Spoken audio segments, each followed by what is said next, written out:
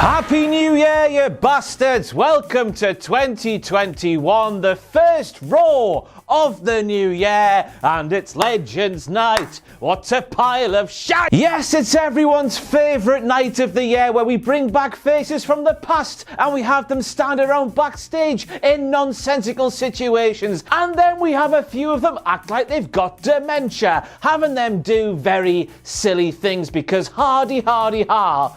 Ha ha! And on a side note, I bet Melina was over the moon that WWE got her out of the house and took her to Monday Night Raw this week just to have her stand backstage and go Lucha.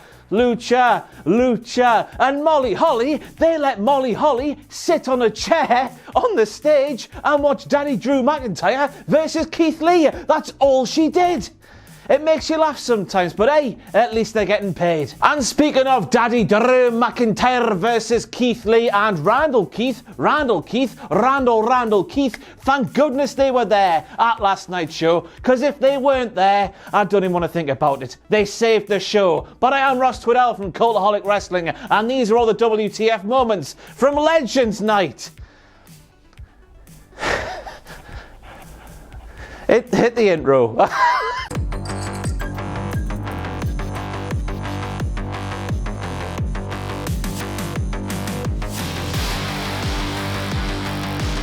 So last week's Raw ended on a cliffhanger. Did Randy Orton set fire to Alexa Bliss? Is Alexa Bliss dead? Has Randall Keith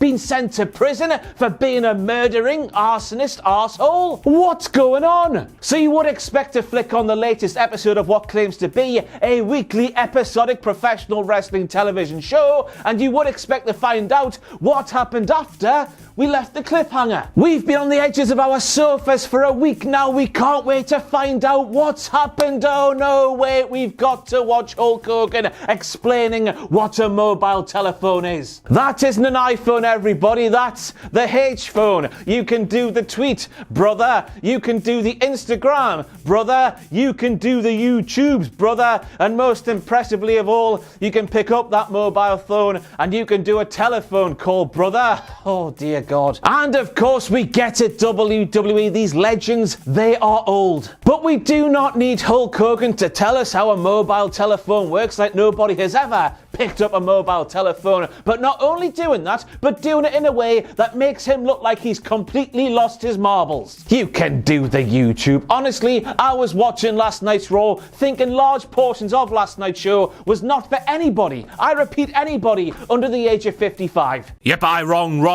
Yep, I wrong. And now we have a direct quote from Byron Saxton when he said it's a new year, full of new goals, new opportunities. Byron, of course, said that sentence right there on a night called Legends Night, where WWE were throwing all of their wrestling eggs into a nostalgic basket, hoping that would pop a rating while also taking a lot of TV time and opportunities away from the superstars of today and tomorrow. Instead, we had to watch Hulk Hogan tell us what a mobile phone is. Opportunities, my arse, Byron. New year, same old bollocks here in WWE. And I would like to take this opportunity, Byron Saxton, to let you know that you must have been taking the piss when you said that sentence there. But then I watched what the New Day did during that opening segment to last night's show, and I was pushing my fingers into my eyes and into my ears and right up my booty. And I was thinking to myself, I cannot blame WWE for bringing back the old people, because the New Day, especially in that opening segment, absolutely painful. Right? I cannot stand it anymore. I might be speaking to you directly, dear viewer, because if you took your sorry ass over to the Twitter machine and you tweeted something like, Alicia Fox, legend, that can't be right. You need to put some respect on Alicia Fox's name, because still she has the greatest Northern Lights suplex in professional wrestling history. Tell me anybody, I repeat anybody, in the history of professional wrestling who does a better Northern Lights suplex than Alicia Fox and her fantastic long name, which I've said incorrectly every single time during this very point. Put some respect on the name of Alicia Fox. And was anybody else wondering what the hell Tatanka, Sergeant Slaughter and Mickie James would have been talking about right there? If you can think of anything those three there were speaking about that wouldn't have been, oh hey, I'm Mickie James, I'm a professional wrestler. Oh really? I'm Sergeant Slaughter. I used to be a professional wrestler. Oh really? You are a professional wrestler? You used to be a professional wrestler? My name's Tatanka. I used to be a professional wrestler too. If you can think of anything outside of that scenario there that those three could have been speaking about, let me know. Question, everybody. Why couldn't the Big Show, the star of Netflix's Big Show show of course, goozle Randy Orton after Randy Orton goozled the Big Show? Was there a rule in play last night that stated that the legends could not put their hands and physically interact with the superstars of today? Because if there was, it wasn't made clear now, was it? And indeed, if that rule was in play, nobody told Sergeant Slaughter because he shouted maggot right at Angel Garza, and he wasn't very nice to him at all. Then again, I was thinking to myself, why would the Big Show not put his hands back on Randy Orton after Randy Orton put his cock-drenched hands round his neck? Oh, and I remember watching that fantastic reality show, The Big Show Show, over Christmas, and I saw this.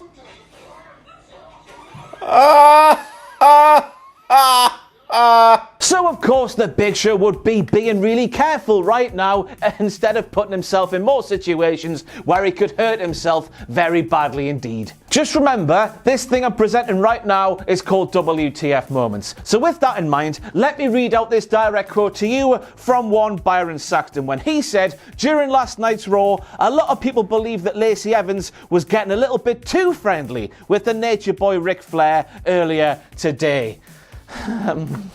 That's a real thing that was said on last night's Raw. And you know what? It would appear that Lacey Evans, she wants to ride Space Mountain here in the year 2021. So good for her. Good luck, Lacey. All the best to you. But then, thankfully, at the end of the match, it was proven that Lacey Evans apparently wanting to ride Space Mountain was nothing more than a dastardly ruse to drive a wedge between Rick and his daughter Charlotte. Charlotte stops Lacey hopping on Space Mountain. Ric Flair gets pissed off going, oh, that would have been a great night, or something like that. So in turn, Ric Flair trips up Charlotte Flair and costs Charlotte Flair that tag team matchup on last night's Raw. This then prompted Charlotte Flair to say right in her daddy's face, Daddy, you stay out of my business again, which needs me to bring back that thing right there. New era, same old bollocks, we've been through this before, haven't we, Rick and Charlotte? What a troublesome father-daughter relationship those two have, to be falling out so many times on international broadcast television. We need that fella, Catch Me Outside. How about that? Dr. Phil? Is that what he's called? Get Charlotte and Rick on Dr. Phil or something like that. For goodness sake, this is painful to watch so many times. It's heartbreaking. Yep, I wrong. Yep, I wrong. And then we have another direct quote from Byron Saxton himself when he says, I don't think there was any malicious intent behind what Ric Flair did just there. And I was thinking, Byron Saxton, hold on there. On one hand, Ric Flair wanted to do the hibbity-dibbity with Lacey Evans and therefore cheat on his loving wife, who was no doubt watching Monday Night Raw on tenterhooks at home. And then on the other hand, he got pissed off that Lacey Evans couldn't ride Space Mountain, and then he cost Charlotte Flair her matchup. He turned on his own daughter just because he couldn't get his end away. Wrestling, in 2021 involving Ric Flair, I've got no idea what the hell is going on. What I'm trying to say is, Byron Saxton, whether one way or the other, malicious intent was very much on Ric Flair's mind. And then we have Tom Phillips doing what Tom Phillips does best, harking back to the days of Instagram DMs and all that malarkey. He face fornicated the poo out of a line on WWE commentary when he claimed that Terrence Hulk Belair Hogan, that's his full name, is a 12-time WWE champion. And we know that's a load of bollocks, don't we, dear viewer? Because we are sad and we know lots of facts about professional wrestling. Hulk Hogan is no more than a 6-time WWE champion and a 6-time WCW champion. 2 different companies, 2 different belts. Come on, Tommy. And it's a new year, of course, but we're stood here on WTF Moments asking a question I've asked for so many years now. And of course, I'm speaking about the moment on last night's Raw where, Riddle. He tapped out of the Hurt Lock just to get out of the Hurt Lock because he knew the referee couldn't see him tapping out of it. I'm asking it again, everybody. Where was the referee from the back, who was no doubt watching the monitors, to go out to the ringside area and say to the referee in the ring, hey referee in the ring, you've done effed up. Here's what happened really. Once again, new year, same old bollocks in WWE. I hate how they can only correct things that happen inside the ring when it's a load of bollocks once or twice a year. Do it all the time or never at all, and stop me repeating myself.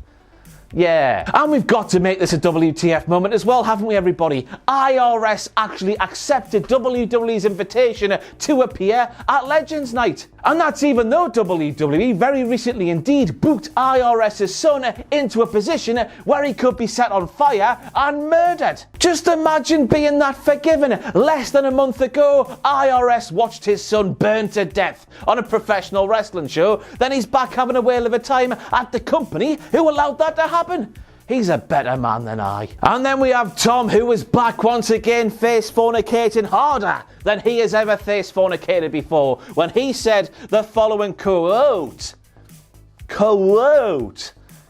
That's English. But this is what Tom said, everybody. Hey, it's a new year. It could be the year of the Lucha House Party. I do not need to say any more, or maybe I do. Because me making that a WTF moment is actually a WTF moment in its own right, because the Lucha House Party only went on to defeat one of, if not the hottest things on Monday Night Raw today, the Hurt Business. It's a thing that happened on last night's Raw, and I can't believe it happened. And not only that, but with the way that Cedric Alexander and Shelton Benjamin were arguing, rather than Cedric Alexander just going, hey, I'm great, and MVP and Shelton stood there going, hey, what's he like, our little Cedric? And I'm thinking, surely not WWE, man. Everybody loves the Hurt Business. Everybody recognises that the Hurt Business on Monday Night Raw is a good thing. You've got a good thing going. Do not kill this good thing that you have going, man. They do this so often, don't they? They've got a thing which is good, it's going well, then they balls it up when they just don't have to. Keep the Hurt Business going, man. We've barely got started with them. And then we see Keith Lee and Daddy Drew McIntyre doing a Spanish fly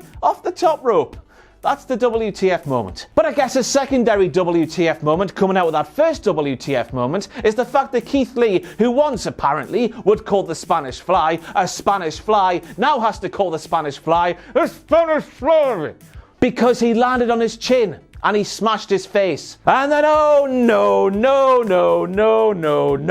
Goldberg came out to confront WWE Champion Daddy Drew McIntyre, as it would appear that Roman Reigns, you lucky bastard, you have been spared. It would appear that going into Royal Rumble season and then WrestleMania season, Daddy Drew McIntyre is getting the Goldberg treatment, and you can do some good things instead of being flattened by an old man. And of course, Goldberg, while appearing on last night's Raw, was bleeding from the forehead. Bill, for goodness sake, how many times? Stop headbutting doors, man, will you? And I'm saying this, Bill, because I love you. 8-year-old me, he saw you flattening folk, and you made me fall in love with professional wrestling. Goldberg is the reason I'm stood here today. But it would appear the needless blows to the head time and time again are finally sending Goldberg loopy. Because he stood in the ring on last night's Raw opposite Daddy Drew McIntyre, the WWE Champion, and started cutting a promo about a man who doesn't respect the legends who came before him and stuff like that,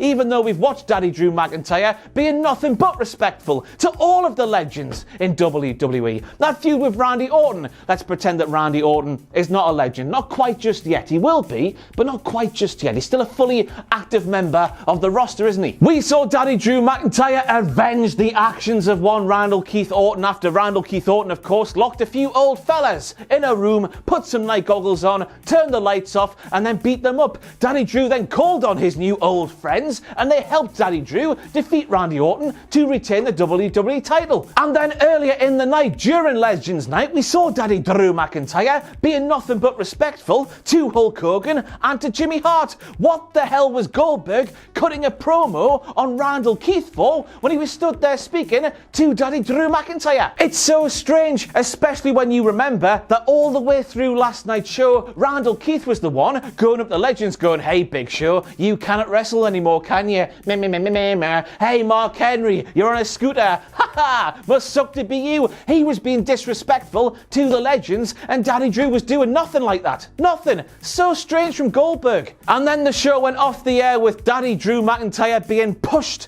to the floor by Goldberg, and some people might say that's a WTF moment, but as we're stood here right now, I am fine with Goldberg doing that. I am fine with Goldberg pushing over Drew McIntyre when Drew McIntyre maybe wasn't expecting a push to come, as long as that's as far as it goes. It's Goldberg. He's protected. He's a superhero for all the kids or whatever bollocks he says to Vince McMahon, so he defeats The Fiend this time last year. Oh, I'm still sour about that one. What I'm not okay with is the prospect of Goldberg pissing in the eye of yet another active roster member who the company have invested a hell of a lot in. This time last year, I mentioned it earlier on, we were getting ready to see The Fiend, the most intriguing superstar who had come along in many, many years in WWE. We were getting ready to see him lose his first match to an old man called Goldberg. I love Goldberg, but let's call a spade here, and Goldberg is an old spade. Let's not let that happen again, WWE. It's fine to have your Legends nights once or twice a year, but I'm asking the question, who was there for the rest of the year? On Raw,